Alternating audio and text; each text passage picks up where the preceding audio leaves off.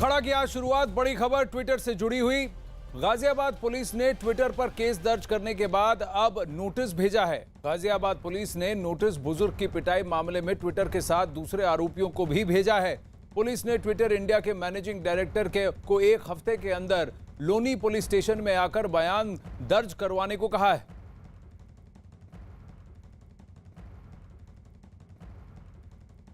जो नोटिस भेजे गए हैं कल, लीगल नोटिस किन किन लोगों को भेजे गए हैं और किस तरह से उनसे जवाब मांगा गया है? जो एक एफआईआर लिखी गई थी ट्विटर इंडिया, ट्विटर इंक और अन्य 7 ट्विटर हैंडल्स के विरुद्ध, उसमें अभी ट्विटर इंडिया के जो हेड हैं उनको हमने नोटिस भेजा है सेक्शन 160 सीआरपीसी का, और इनको इन्वेस्टिगेशन ज्वाइन करने के लिए बोला गया है और विद इन 7 डेज उनको जो भी रेलिवेंट फैक्ट्स हैं उनके साथ इन्वेस्टिगेशन को आईओ को ज्वाइन करना है। अगर वो ज्वाइन नहीं करते हैं तो फिर उसमें आवश्यक कार्रवाई भविष्य में की जाएगी। सर, जो वेरीफाइड अकाउंट होल्डर थे, क्या उन लोगों को भी, या जो और लोगों ने इसको टैग किया था, रिट्वीट किया था, उन लोगों को भी नोटिस भेजे गए हैं? अभी हम लोग उसमें फैक्ट्स सारे वेरीफाई कर रहे हैं, क्योंकि उसमें उनके बारे में और डिटेल्स मांगी गई हैं ट्विटर से।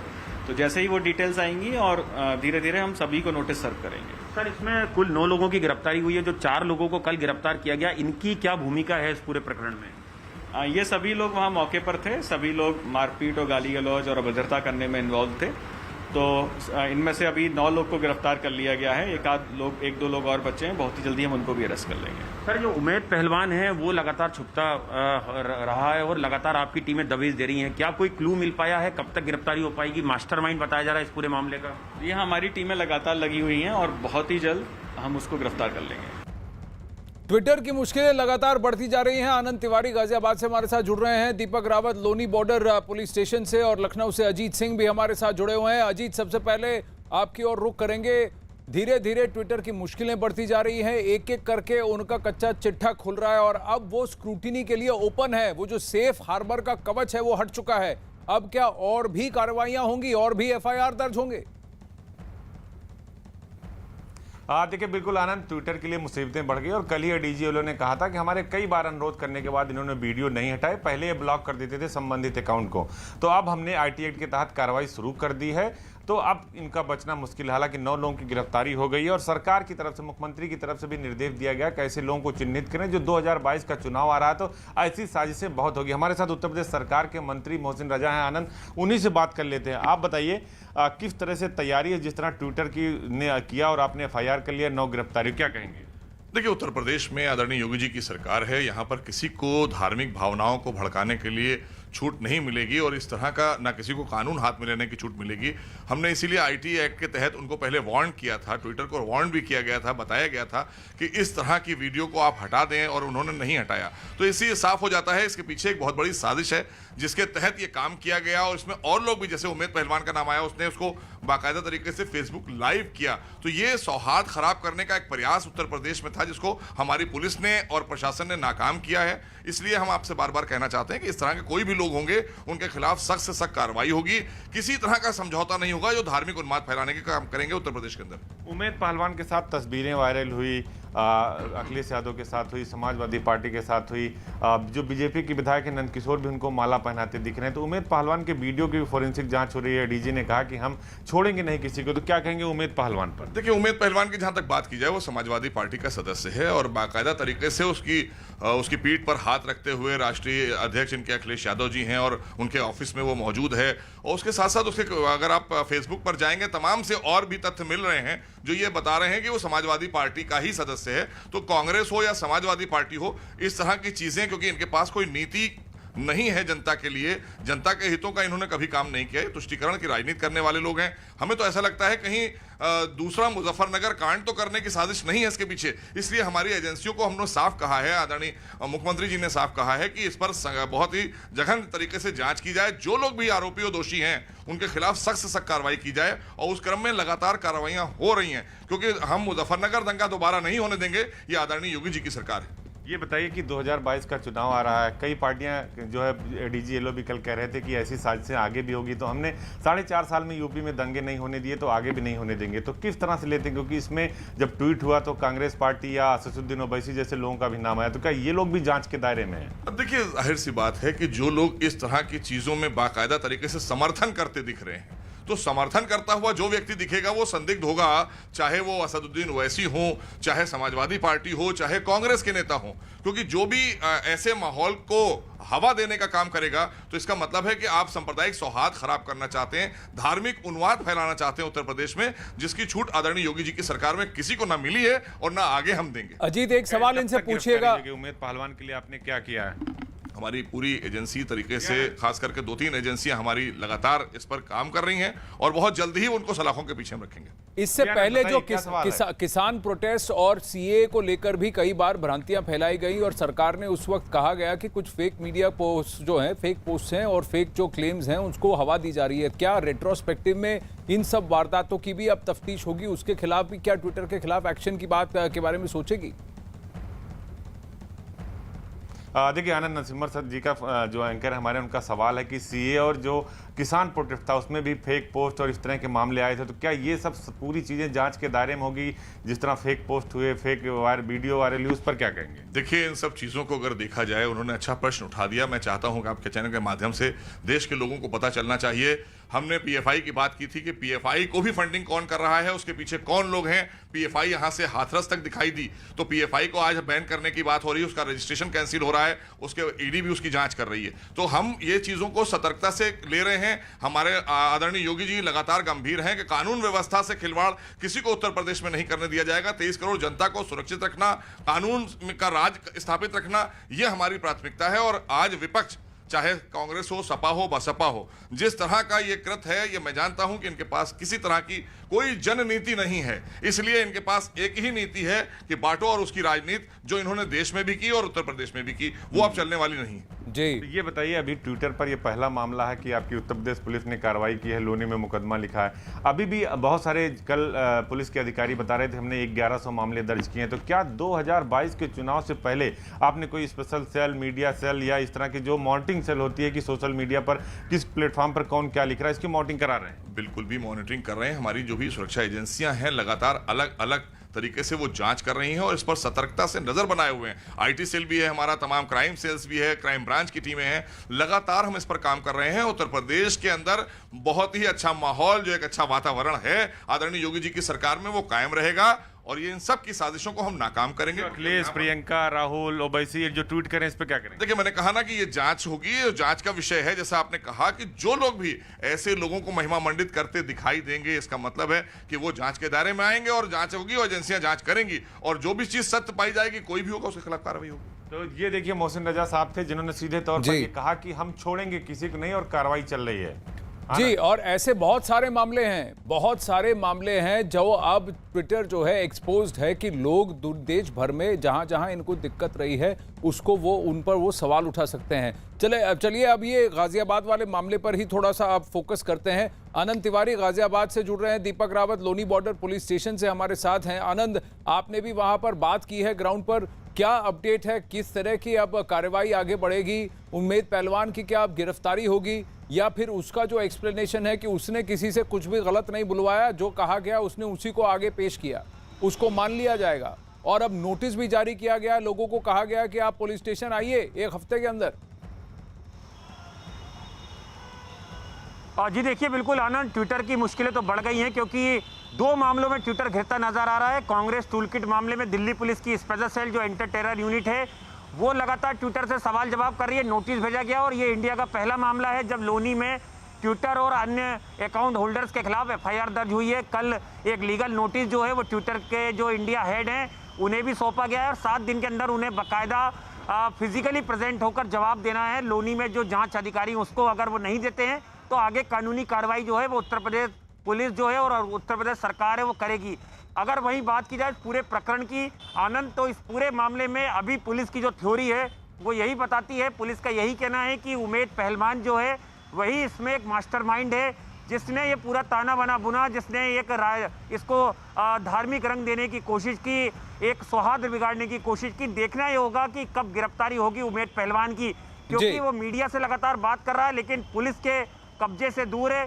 पुलिस कब तक उस तक पहुंचती है और क्या कुछ वो खुलासे करता है। कल न्यूज़ 18 से भी जब उसने खास बातचीत की तो उसने दावा किया था कि वो सरेंडर करना चाहता है और वो कई लोगों के नाम बताएगा जिन्होंने इसे एक धार्मिक रंग देने की कोशिश की, एक माहौल बिगाड़ने की कोशिश की। लेकिन पुलिस का कहना है कि वो एक आरोपी हैं और उन्होंने फेसबुक के जरिए एक धार्मिक जो भावनाएं भड़काने का काम किया है, माहौल खराब करने की कोशिश की है बुलंदशहर जाके।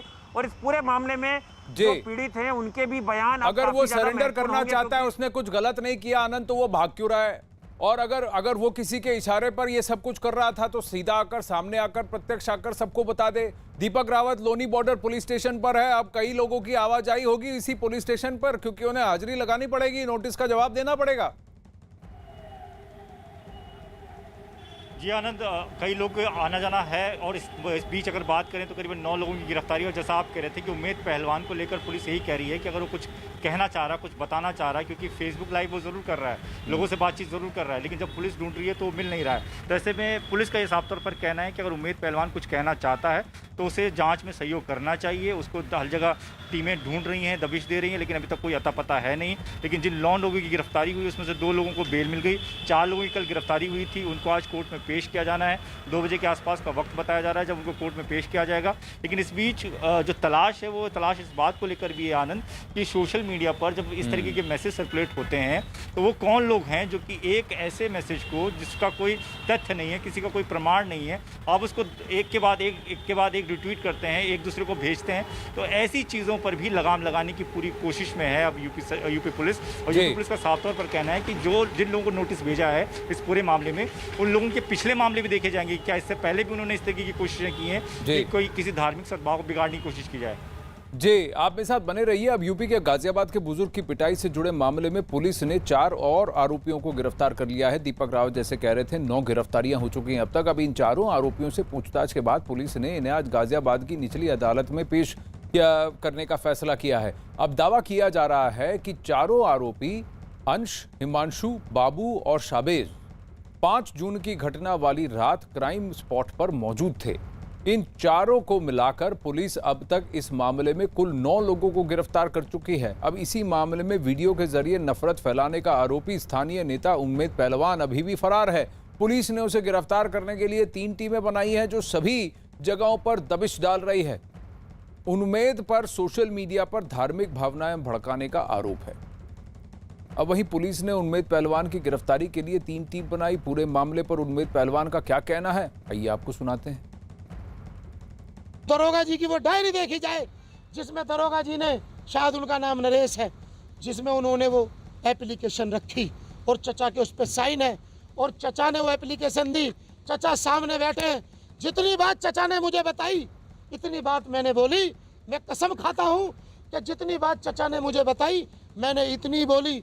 और ये जो लोग आज मुझे जेल भेजने की बात कर रहे हैं, फर्जी मुकदमा लगाने की बात कर रहे हैं। मीडिया कैमरास को पता है कि वो कहाँ है, मीडिया जर्नलिस्ट को पता है वो कहाँ है, खुलेआम बैठ के बाइट दे रहा है, लेकिन 3 टीमें बाहर है, वो उसको गिरफ्तार नहीं कर सकी, उसका पता नहीं लगा सकी। थोड़ा मानने को, विश्वास करने को थोड़ा मुश्किल हो रहा है ना। अब यही सवाल पुलिस से भी पूछा जाएगा। अब पिटाई मामले में जिस आरोपी उम्मेद पहलवान को पुलिस तलाश रही है उसकी कई नेताओं के साथ तस्वीरें सामने आई हैं। एक तस्वीर में उम्मेद पहलवान लोनी से बीजेपी विधायक नंद किशोर गुर्जर के साथ नजर आ रहे हैं। इससे पहले बीजेपी नेता आलोक अवस्थी ने समाजवादी पार्टी के प्रमुख अखिलेश यादव के साथ उम्मेद पहलवान की एक तस्वीर साझा की थी। आनंद तिवारी और अजीत सिंह हमारे साथ हैं और दीपक रावत भी हैं। अजीत, ये कनेक्शन कहां आकर जुड़ रहा है? और सबसे बड़ी बात, अगर 3 टीमें जो हैं वो उसको ढूंढ नहीं पा रही, लेकिन मीडिया टीम को बैठ के वो बाइट दे रहा है, जर्नलिस्ट जानते हैं वो कहां है, सामान्य लोग जानते हैं वो कहां है, पुलिस नहीं जानती वो कहां है, और ये तो हर किसी से जुड़ा हुआ लग रहा है। कभी बीजेपी के साथ, कभी समाजवादी पार्टी नेताओं के साथ, सबके साथ इसकी तस्वीरें हैं। देखिए, बिल्कुल उम्मेद पहलवान की गिरफ्तारी पुलिस के लिए सबसे बड़ी चुनौती है, क्योंकि उम्मेद पहलवान को ही मास्टरमाइंड बताया जा रहा है। और ये चाहे नंद किशोर गुर्जर की बात करें, अखिलेश यादव की बात करें, सबसे तस्वीरें वायरल हो रही। लगातार मीडिया को बयान दे रहा है उम्मेद पहलवान, कह रहा है कि नहीं, मैंने तो गलती नहीं की, जितना बुजुर्ग ने कहा था उतना ही मैंने कहा। लेकिन एडीजी येलो ने जरूर कह दिया था आनंद की इस वीडियो की फोरेंसिक जांच कराई जाएगी। क्या इसमें वॉइस ओवर किसी और का है, क्या इसे साजिशन बनाया गया था? तो उम्मेद पहलवान की गिरफ्तारी के लिए टीमें गठित है, लेकिन वो मीडिया को अपना वीडियो जारी कर रहा है, अपना बाइट दे रहा है, लेकिन पुलिस उस तक नहीं पहुंच पा रही। तो ये एक सवाल जरूर है। इसको लेकर यूपी के जो गृह विभाग के एसीएस होम है अवनीश अवस्थी, उन्होंने एसएसपी गाजियाबाद को कहा कि जल्द से जल्द गिरफ्तारी की जाए और इस मामले में जितने भी एक्यूज्ड हैं या जो लोग भी इसमें 120B में शामिल हैं उनके खिलाफ कार्रवाई की जाए। यानी यूपी पुलिस की यह तैयारी है और मुख्यमंत्री के निर्देश के बाद भी किसी को छोड़ा नहीं जाएगा, वो चाहे जितने बड़े दल का व्यक्ति हो, चाहे जितना बड़ा रसूख वाला व्यक्ति हो और चाहे जितना ताकत वाला हो। तो इस मामले में कार्रवाई की जा रही है। इसीलिए ट्विटर इंडिया के जो एमडी हैं उनको भी नोटिस दी गई।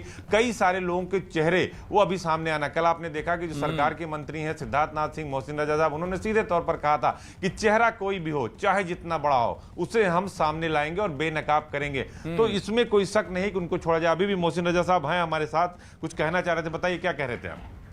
देखिए, मैंने कहा ना कि जिस तरह से आप उम्मेद की बात कर रहे हैं, उम्मेद को आप देखिए, ये उम्मेद पहलवान जो है, बल्कि मौलाना उम्मेद पहलवान अगर कहा जाए तो कम नहीं होगा, क्योंकि उनको बाकायदा सदस्यता दिलाई गई है। वो अपने समाजवादी पार्टी का गमछा डाले हुए हैं, तो इससे साफ हो जाता है कि वो समाजवादी पार्टी की साजिश इसमें साफ है। और इसके लिए अखिलेश यादव जी को आगे आकर बताना चाहिए कि आखिर इस साजिश के पीछे कौन लोग हैं, क्योंकि मुजफ्फरनगर दंगा जब हुआ था तब भी उन्हीं की सरकार थी उत्तर प्रदेश में। तो कहीं कोई दूसरे दंगे की साजिश इसके पीछे कांग्रेस, सपा, बसपा, आम आदमी पार्टी या आप खुद सब लोग शामिल तो नहीं है इसमें। इसलिए हमें उत्तर प्रदेश को बचाना है। आदरणीय योगी जी की प्राथमिकता है कि यहाँ पर ये जो आरोप के छींटे हैं ये थोड़ा दामन पर भी लग सकते हैं अजीत, क्योंकि आपको मोहसिन रजा साहब से पूछना पड़ेगा कि एक वीडियो ये भी निकल के आया है जहां ये जो मौलाना उम्मेद पहलवान है उसके गलों में फूलों की माला नंद किशोर गुर्जर डाल रहे हैं। काम तो कर दिए हैं। एक सवाल ये भी है कि नंद किशोर गुर्जर जो आप ही की पार्टी के विधायक हैं वो भी फूलों की माला उम्मेद पहलवान के गले में कहा ना कि हम सब जनप्रतिनिधि हैं। हम जब मंच पर जाते हैं, हमारी सरकार है, सरकार की योजनाओं को लेकर जाते हैं, तो और पार्टी के लोग भी हमारे पास आते हैं। लेकिन अखिलेश यादव जी के साथ जो उसकी फोटो वायरल है वो साफ बताती है कि वो समाजवादी पार्टी का सदस्य है, क्योंकि वो गमछा भी उसी का पहने हुए समाजवादी पार्टी का। तो इससे ये कहना घुमाने की जरूरत नहीं है, वो है, उसके खिलाफ FIR है और उस साजिश का वो पार्ट है। गिरफ्तारी क्यों नहीं हो पा रही है? वो मीडिया को बयान विदिन आप 24 घंटे के अंदर आप देखिएगा वो सलाखों के पीछे होगा। जी देखिए 24 घंटे के अंदर सरकार के मंत्री कह रहे हैं कि उम्मेद पकड़ा जाएगा। आनंद अजीत, आप भी जानते हैं ये नंद किशोर गुर्जर ये पहली बार नहीं है जो कि ये सुर्खियों में आ रहे हैं और वो गलत कारणों की वजह से। मेरे साथ आनंद तिवारी अभी भी मौजूद हैं। ये गाजियाबाद का वही इलाका है, लोनी बॉर्डर पुलिस स्टेशन, जहां पर अभी दीपक रावत है। ये वही इलाका है जहां से राकेश टिकैत अपना जो है इसको छोड़कर हटने वाले थे, उस बॉर्डर को खाली करने वाले थे, प्रोटेस्ट को वापस लेने वाले थे। और नंद किशोर गुर्जर के बयान की वजह से वहां पर जाट और गुजरों के बीच में अब ये बात हो गई और फिर ये जाट प्रतिष्ठा की बात हो गई और उसके बाद RLD और सपा उसमें कूद पड़ी थी। ये वही व्यक्ति हैं जो आज फिर सुर्खियों में है, क्योंकि इनका नाम भी जुड़ रहा है उसी उम्मेद पहलवान से। और एक और आरोप लगा रहा है उम्मेद पहलवान, वो कह रहा है कि दारोगा के रजिस्टर में क्या लिखा है और कौन कौन इस षड्यंत्र के पीछे है। मैं कई सारे नाम गिनाऊंगा। आनंद जी देखिए, बिल्कुल आनंद, अगर इस पूरी कहानी पर गौर करें तो इसकी जो पृष्ठभूमि है वो जाहिर तौर पर पुलिस का भी ये कहना है, जो पुलिस सोर्सेज बता रहे हैं कि जो विक्टिम है अब्दुल समद, उन्होंने तो बिल्कुल नहीं लिखी है। कोई उनके पीछे था जिन्होंने उन्हें पूरी तरह से एक तरीके से मोटिवेटेड किया है और उन्हें कुछ बयान देने के लिए राजी किया है या दबाव बनाया है, झूठी FIR लिखवाई गई है। ये तमाम कंट्रोवर्सी जो फैलाई गई है, इसके पीछे जो लोग भी शामिल हैं उन तक पहुंचना गाजियाबाद पुलिस के लिए एक बड़ी चुनौती है, चाहे वो उम्मेद पहलवान हो या कुछ और लोग हों जिन्होंने कि इसको एक धार्मिक रंग देने की कोशिश की। क्योंकि अगर आनंद आप पूरी कहानी देखें तो इसमें कई तरीके के जो है वो लूप पोल नजर आए और पुलिस ने जब उनकी पूरी बारीकी से सघनता से जांच करी तो पूरी कहानी उलट गई, जिससे एक धार्मिक रंग जिसे जय श्री राम के नारे से जोड़ दिया गया, वो कहानी एक ताबीज विवाद निकली। और जाहिर तौर पर इसमें अगर आप पीड़ित को देखें, हालांकि वो एक विक्टिम है पुलिस का कहना है, लेकिन उनके बयान पर अगर आप गौर करें तो लग रहा है कि रटा रटाया जवाब वो दे रहे हैं, कोई पीछे जरूर है। वो लोग कौन है, इस तक पहुंचना गाजियाबाद पुलिस के लिए बड़ी चुनौती है और यही वजह है कि उम्मेद की गिरफ्तारी ये तमाम चीज़ों को साफ कर पाएगी। बिल्कुल, अगर वो उम्मेद पहलवान क्या कहेगा, इससे पहले गाजियाबाद पुलिस क्या कर रही है। लोनी बॉर्डर पुलिस स्टेशन के जो दारोगा हैं उन पर भी आरोप लगा है कि उन्होंने कुछ लिखा है वहाँ रजिस्टर में और जो बयान लिखा है वही मैंने सामने आकर कहा, कह रहा है उम्मेद पहलवान। ये जो व्यक्ति है, जो तांत्रिक है, ये अब्दुल समद, इसको कौन सिखा रहा है और इसके ऊपर इसकी नस पर किसने उंगली लगा रखी है, ये बताइए दीपक। आनंद अब्दुल समद की बात करें तो वो अभी भी नहीं मान रहे हैं। वो कह रहे हैं कि मैंने ये कहा था कि मेरे साथ मारपीट हुई है, मुझसे बुलवाया गया, लेकिन उनके बेटे ये कह रहे हैं कि ताबीज़ वाली जो कहानी है वो कहानी गलत है, इसको यहाँ बदला गया, यहाँ रजिस्टर में बदला गया। ताबीज़ वाली कहानी वो कह रहा है मेरे पिताजी जो हैं वो लोहार हैं, लोहार का काम करते हैं, वो गाज़ियाबाद में किसी से मिलने आए थे और उसके बाद इस तरीके की उनके साथ चीज़ें हुई और उन्होंने पूरी कहानी जो है वो बदल दी। लेकिन जहाँ तक पुलिस के जो तथ्य हैं वो कहीं ना कहीं चीज़ें जब 8 से 9 लोगों की गिरफ्तारी हो जाती है और जो एक के बाद एक बयान सामने आते हैं तो उससे ये साफ होता है कि जो पुलिस ने जो तथ्य सामने रखे हैं वो कहीं ना कहीं मेल खाते हुए हैं और वो जो बुजुर्ग कह रहे हैं, उनका जो बेटा कह रहा है वो गलत साबित हो रहे हैं। लेकिन फिलहाल सबसे बड़ी बात यहाँ पर उमेद पहलवान की गिरफ्तारी को लेकर है कि पुलिस को जब ये जानकारी है कि वो फेसबुक लाइव कर रहा है, वो पत्रकारों से बातचीत कर रहा है, वो अपने लोगों के जरिए अपनी बात पहुँचा रहा है, तो आखिर उसकी गिरफ्तारी क्यों नहीं हो पा रही है? तो इसका जवाब पुलिस को देना होगा। जी, जहां कैमरा पहुंच गया वहां पुलिस नहीं पहुंच पाई, ऐसा कैसे हो सकता है? वो भी 3-3 टीमें। कहीं ना कहीं कुछ तो गड़बड़ है। कह रहे हैं कि अगले 24 घंटे में इसकी गिरफ्तारी हो जाएगी, लेकिन ये षड्यंत्र रचा किसने? वो असली वीडियो जो एक्चुअल वीडियो है और उसके बाद जो वीडियो बनाया गया अब्दुल समद का, जहां वो कह रहा है कि मुझे कहा गया था और मेरे को टोना टोटका के लिए, और वो टोना टोटका वो ताबीज़ काम नहीं आई है इसलिए मार पड़ी है। ये वीडियो जब था उसको बदल कर इसे जय श्री राम और सांप्रदायिक और वैमनस्य पैदा करने के इरादे से इसको हिंदू मुस्लिम का ये रुख देना, एक स्वरूप देने का काम किसने किया? अब गाजियाबाद पिटाई मामले में UP deputy CM Keshav Prasad Maurya का क्या कहना है, आइए आपको सुनाते हैं। इसमें कई संसदीय समिति इस प्रकार के अधिकार से संपन्न होती है कि जब विशेष तौर से कोई आईटी से रिलेटेड कोई भी प्लेटफार्म हो, चाहे वो ट्विटर हो, फेसबुक हो, अन्य भी इलेक्ट्रॉनिक मीडिया, किसी को भी तलब करने का अधिकार होता है और कोई भी पक्ष जानने का अधिकार होता है, तो कमेटी बुला सकती है। कमेटी ने बुलाया होगा और जो पूछना होगा सवाल वो पूछेंगे, लेकिन उस तरह के सवाल मुझे लगता है बाहर नहीं आते हैं। क्या पूछा जाएगा वो रिपोर्ट संसद के पटल पर रखी जाती है। सोशल मीडिया का प्लेटफार्म का दुरुपयोग नहीं होना चाहिए, वो चाहे ट्विटर हो चाहे अन्य कोई प्लेटफार्म हो। अब वहीं गाजियाबाद बुजुर्ग मामले में यूपी के ADG law and order Prashant Kumar ने न्यूज 18 से बातचीत की, जिन्होंने ट्विटर और बुजुर्ग मामले पर क्या कहा, आइए सुन। ट्विटर जब पुलिस का वर्शन गाजियाबाद के केस में आ गया, मैं अब गाजियाबाद केस का मैं बैकग्राउंड बताऊं कि ये 4 जून की एक घटना है जिसमें एक व्यक्ति के साथ मारपीट होते हुए एक वीडियो दिखाया गया। वो जैसे ही पुलिस के संज्ञान में आया, पुलिस ने उस पर मुकदमा कर लिया। जो उनका वर्शन था वो हमने दर्ज कर लिया। उसमें फिर कार्रवाई भी शुरू हो गई। अभी तक उस प्रकरण में 5 लोग गिरफ्तार भी हो चुके हैं। गाजियाबाद पुलिस ने यह स्पष्ट कर दिया कि ये 2 व्यक्तियों के 2 पक्षों के आपसी लेन देन का मामला है। इसका सांप्रदायिक तनाव से कोई मतलब नहीं है, सांप्रदायिक नेचर का नहीं है। लेकिन इसके बावजूद हमारे ट्विटर पे आने के बाद, अधिकारियों के वर्शन देने के बाद भी लोग इसको लगातार चलाते रहे। ट्विटर ने भी वीडियो को हटाया नहीं, तो ये भी कहा जा रहा है कि कई बार भारत सरकार आप लोगों की तरफ से कहने के बावजूद ट्विटर ने मनमानी की, जिसकी वजह से मुकदमा दर्ज हुआ। पहले जब इस तरह के दृष्टांत आते थे और रिक्वेस्ट किया जाता था तो तुरंत उसको ब्लॉक किया जाता था, हटाया जाता था। लेकिन इस बार जैसे पुलिस का वर्शन आया तो क्लैरिफिकेशन भी देना चाहिए।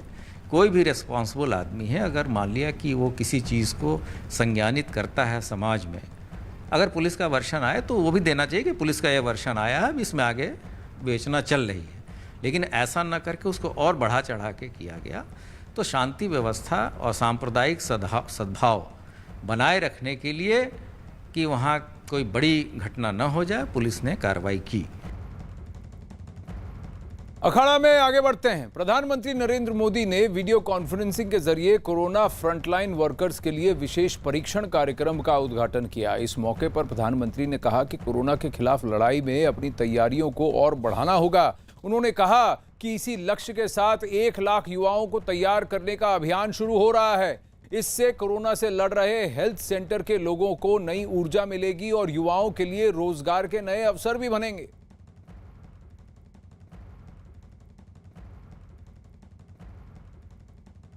हर इलाज, हर सावधानी के साथ साथ आने वाली चुनौतियों से निपटने के लिए हमें देश की तैयारियों को और ज्यादा बढ़ाना होगा। इसी लक्ष्य के साथ आज देश में 1 लाख फ्रंटलाइन कोरोना वॉरियर्स तैयार करने का महाअभियान शुरू हो रहा है। वहीं प्रधानमंत्री नरेंद्र मोदी ने कहा कि 21 जून से और बड़े स्तर पर टीकाकरण अभियान शुरू हो रहा है और इसके लिए गाइडलाइंस जारी की गई हैं। उन्होंने कहा कि सरकार सभी देशवासियों को मुफ्त टीका लगाने के लिए प्रतिबद्ध है। साथियों, 21 जून से जो टीकाकरण अभियान शुरू हो रहा है, उससे जुड़ी अनेक गाइडलाइंस जारी की गई है। अब 18 साल से ऊपर के साथियों को वही सुविधा मिलेगी जो अभी तक 45 साल से ऊपर के हमारे महानुभावों को मिल रही थी। केंद्र सरकार हर देशवासी को टीका लगाने के लिए, मुफ्त टीका लगाने के लिए प्रतिबद्ध है। अमिताभ हमारे साथ जुड़ रहे हैं। अमिताभ, प्रधानमंत्री नरेंद्र मोदी का बड़ा ऐलान कि स्किलिंग पर भी काम हो रहा है, रीस्किलिंग पर काम हो रहा है। कम से कम 1 लाख युवाओं को एडिशनल ट्रेनिंग दी जा रही है, तो रोजगार के नए उनके लिए जरिए भी शुरू खुल जाएंगे। लेकिन साथ में ये कहना कि 21 जून से बहुत बड़ा टीकाकरण अभियान हो रहा है और सरकार ने जो 35,000 करोड़ का बजट बनाया है, अब खबरें ये भी हैं कि उसमें भी इजाफा होगा। 15,000 करोड़ के और भी प्रोविजन की बात हो रही है, जो कि शायद वित्त मंत्रालय करेगा। आनंद, जो भ्रम फैला था, जो तमाम मांगे चल रही थी, सरकार एक काम करती थी, विपक्ष कुछ और मांग करता था, तो मुझे लगता है कि सारे भ्रम को, सारे ऊहापोह की स्थिति को प्रधानमंत्री ने एक झटके में मिटा दिया था अपने राष्ट्र के नाम संदेश में। अब भारत सरकार ने, मोदी सरकार ने सारा का सारा टीकाकरण का अभियान अपने हाथ में ले लिया है, चाहे किसी उम्र का हो, चाहे किसी भी तबके का हो। मुझे लगता है अब जो टारगेट 21 जून से शुरू किया गया है, दिसंबर तक, मुझे लगता है कि पहले राउंड की डोज जो है वो पूरे की पूरे जनसंख्या को लगाने का टारगेट है प्रधानमंत्री का और मोदी सरकार का। और जहां तक दूसरे डोज की बात है, भारत में भी वैक्सीन पर्याप्त मात्रा में बनने लगी है। विदेश से जो वैक्सीन आ रही है वो भी पर्याप्त मात्रा में भारत में ही स्पुतनिक से लेकर तमाम उनको सहूलियत दे दी गई। तो मुझे लगता है आनंद, एक जो मिशन था, एक जो मिशन इम्पॉसिबल लग रहा था, उसे अब लगता है कि अब संभव बनाकर रख दिया है। और आने वाले दिनों में जब तीसरी लहर आएगी, तब तक मुझे लगता है कि काफी लोगों को डोज पड़ चुके होंगे। देखिए, जून का महीना तो निकल रहा है, लेकिन जुलाई से इसमें तेजी आएगी और कहीं ना कहीं टारगेट यह है कि 15 जुलाई के बाद से और 30 सितंबर तक हर रोज 50 से 60 लाख से ज्यादा लोगों को टीका लगाया जाए और अगस्त सितंबर में तो हर रोज करीब 1 करोड़ लोगों को टीका लगाने की बात हो रही है, ताकि कम से कम 60 से 64 करोड़ लोगों को और भी टीका लगा दिया जाए और 94 करोड़ के इस पूरे बेस में से कम 80 से 85 करोड़ लोगों को कम से कम 30 सितंबर तक टीका लगा दिया जाए। अब प्रधानमंत्री नरेंद्र मोदी ने कहा कि कोरोना वायरस बार बार अपना स्वरूप बदल रहा है और ये हमारे लिए एक बहुत बड़ी चुनौती बन सकता है। इसीलिए हर इलाज और हर संभावना के साथ हमें अपनी तैयारियों को भी और ज्यादा बढ़ाना होगा। कोरोना की दूसरी वेव के बाद जो अनुभव मिले हैं, वो अनुभव आज के इस कार्यक्रम का प्रमुख आधार बने हैं। कोरोना की दूसरी वेव में हम लोगों ने देखा कि कोरोना वायरस का बदलना और बार बार बदलता स्वरूप किस तरह की चुनौतियां हमारे सामने ला सकता है। ये वायरस हमारे बीच अभी भी है और जब तक इसके म्यूटेड होने की संभावना भी बनी हुई है, इसलिए हर इलाज, हर सावधानी के साथ साथ आने वाली चुनौतियों से निपटने के लिए हमें देश की तैयारियों को और ज्यादा बढ़ाना होगा।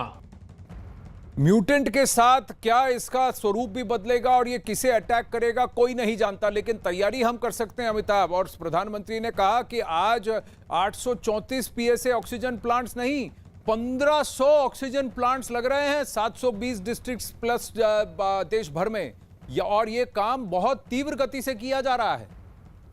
बिल्कुल, ऑक्सीजन की कमी जहाँ तक है, जितने भी देश में स्टील प्लांट्स थे, जितने भी PSUs थे, दुनिया भर से ऑक्सीजन की जो कमी हुई है, भारत उसके लिए तैयार नहीं था। उतनी बड़ी मात्रा में जो मरीज आए उनके इलाज के लिए हमारा इंफ्रास्ट्रक्चर तैयार नहीं था आनंद, ये सब जानते हैं। लेकिन उसके बाद जो तैयारियाँ हुई हैं, मुझे लगता है हमारे पास अब इतना स्टॉक है कि आने वाले दिन में अगर ऐसा कोई झटका लगता है, अगर ऐसी कोई तीसरी लहर फैलती है, तो हम किसी भी तरह से भी उसकी रोकथाम करने में सक्षम होंगे। उसका पहला अभियान था टीकाकरण, दूसरा था जो मेडिकल ऑक्सीजन है उसकी बहुतायत, और तीसरा जो सबसे अहम था, जो सरकार ने कहा इस दवा, जो तमाम दवाएं जिनको लेकर भ्रम फैला हुआ था, उनमें कई दवाओं की जो छटनी हुई है, ये तमाम चीज़ें हैं जो पिक एंड चूज वाली। उसके बाद मुझे लगता है काफ़ी भ्रम की स्थिति अब हटने लगी है, काफ़ी बीमारी लॉकडाउन से कंट्रोल में भी आई है। तो अब हम लोग वैक्सीनेशन जितना बढ़ाएंगे, टीकाकरण जितना बढ़ाएंगे, उतना ही मुझे लगता है और कहीं ना कहीं हर्ड इम्यूनिटी के लिए जरूरी है कि हम लोग 26 करोड़ से ज्यादा, तो अभी टीकाकरण का प्रकरण जो है 27 करोड़ तक पहुंच रहा है। साथ में कम से कम देश का जो एक्टिव केस लोड है जो कि 3 करोड़ का था, जिसमें से कम 94% रिकवरी रेट है देश में। तो कहीं ना कहीं हम देख सकते हैं करीब 30 करोड़ की जनता को या तो वैक्सीन लग चुकी है या उन्हें कोविड हो चुका है। इसको हर्ड इम्यूनिटी बनाने के लिए आपको वैक्सीनेशन के दर को बढ़ाना होगा, और कहीं ना कहीं सरकार का यही प्लान है जो मैं कह रहा था कि 15 जुलाई से लेकर 30 सितंबर तक ये कहीं ना कहीं बीच में एक 10-15 दिन 1 करोड़ वैक्सीनेशन पर डे करना चाहते हैं, और उसकी तैयारी वैक्सीन की खेप के साथ भी हो रही है। अमिताभ। बिल्कुल बिल्कुल आनंद, ये जो तैयारियां हैं, ये तैयारियां बहुत ही बृहद तरीके से की गई हैं। आपको याद होगा जो ब्लैक फंगस हो, चाहे जितनी बीमारियों ने जो नया रूप लिया था इस दौरान, जो दूसरी लहर के दौरान, उसके इलाज के लिए जो दवाइयों की कमी थी, इसको भी बड़ी मात्रा में पूरा किया गया है। विदेशों से दवाइयाँ आई हैं, नई फैक्ट्रियों को काम सौंपा गया है। जो कोवैक्सीन हो चाहे कोविशील्ड हो, इन कोवैक्सीन को भी हम कई नई फैक्ट्रियों में, आप दिल्ली के पास मुजफ्फरनगर में भी इसका उत्पादन होने लगा। तो मुझे लगता है कि अब जो गांव के स्तर पर जो हम लोगों ने जिस तरह से पल्स पोलियो अभियान चलाया था, घर घर जाकर जो 2 बूंद ड्रॉप देने का, जो मुझे लगता है जो मुफ्त टीकाकरण अभियान है, कुछ उसी दिशा में पहल है। मुझे लगता है 2 टीकाकरण होने में बहुत ज्यादा वक्त नहीं लगेगा सरकार को। जी, पहला डोज तो सबको लगना जरूरी है, और इसकी प्राथमिकता होगी कि 94 करोड़ के बेस को जल्द से जल्द कवर कर दिया जाए, कि सबको कम से कम एक बार टीका लगा दिया जाए, इससे पहले कि ये थर्ड वेव जिसका अनुमान लगाया जा रहा है ये आकर हम पर बरसे। अमिताभ, बहुत बहुत धन्यवाद आपके अपडेट्स के लिए। अखाड़ा में लेंगे एक छोटा सा ब्रेक, बने रहिए।